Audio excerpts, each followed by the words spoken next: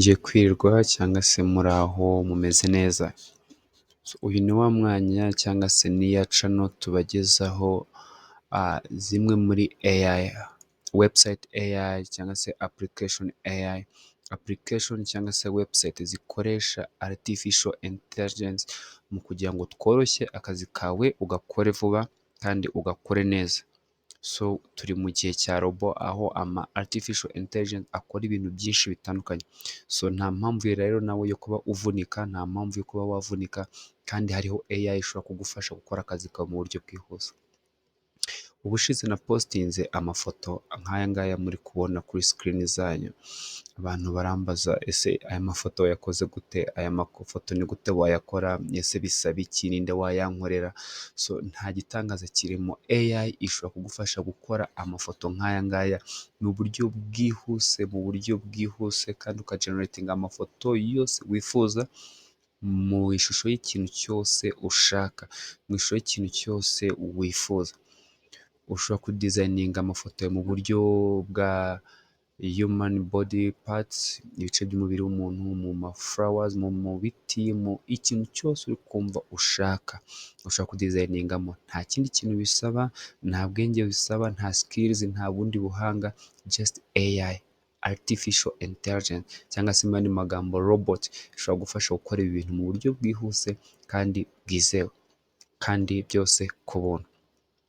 Niba utarakora subscribe kuri channel yacu, please do subscribe, kandi iyo subscribe button ubundi tujye tubana mu biganiro bitandukanye, aho nzajya nkwereka ama application menshi atandukanye cyangwa se ama website atandukanye ashobora gufasha gukora akazi kawe mu buryo bwihuse kandi bunoze ukoresheje artificial intelligence.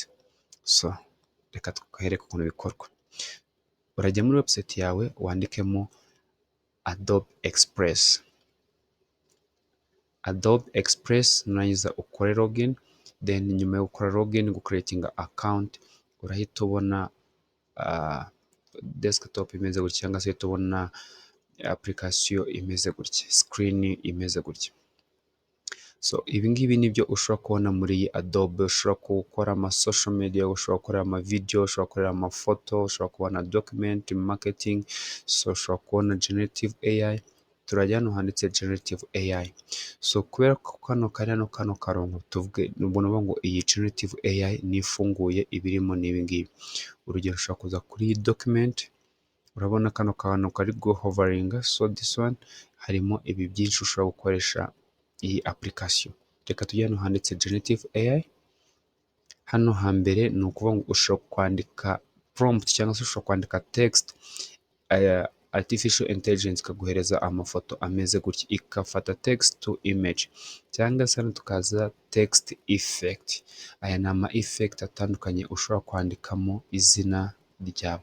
Aya ni ama effect atandukanye nk'uko uri kuyareba ushobora kwandikamo izina ryawe. Umuntu umwe ashobora guhitamo n'urugero wenda nk'ururabo, agakirika hano, dutegereze yafunguke. Okay, fine. Ni ukuvuga ahangaha urabona text effect hano ngo tell us what you want it to look like.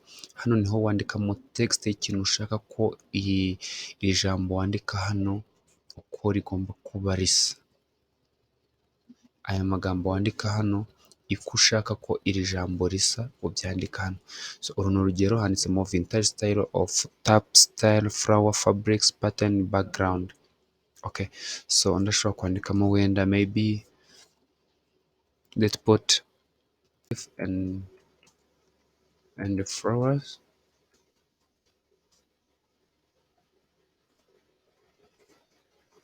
leaf and the flowers, then hit generate. Okay, boom. Nk'uko mubibona rero, iyi ni text yacu tumaze kubona ikozwe muri leaf and flowers. Let's put our name here. Reka tweditinga dushiremo izina ryacu hano.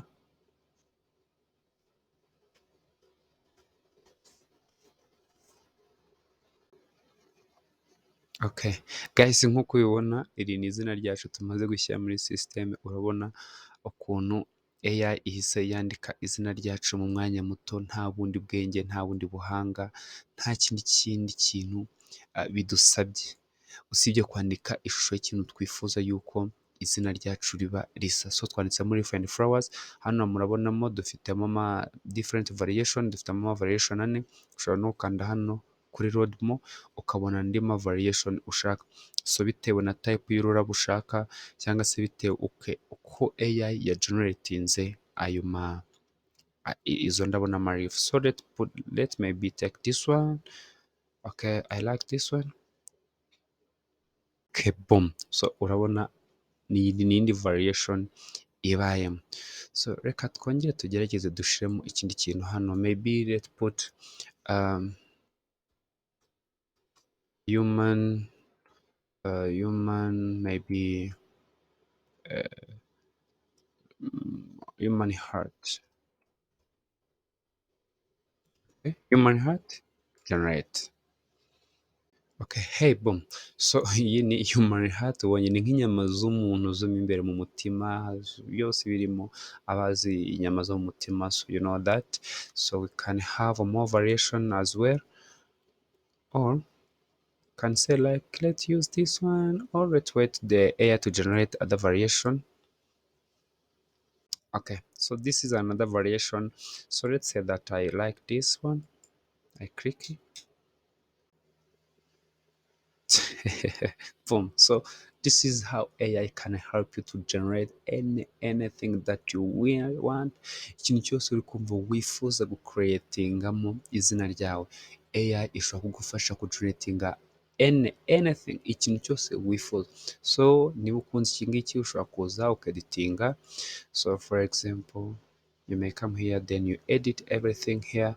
So then after editing everything, you go here, download, you click here. So you can download in a PNG, GPG, PDF format. So let's go with the PNG, then you click download. So it is completing something here.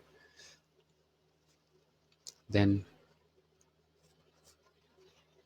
after downloading, so you see in your PC, so the picture is downloaded. You can open this file.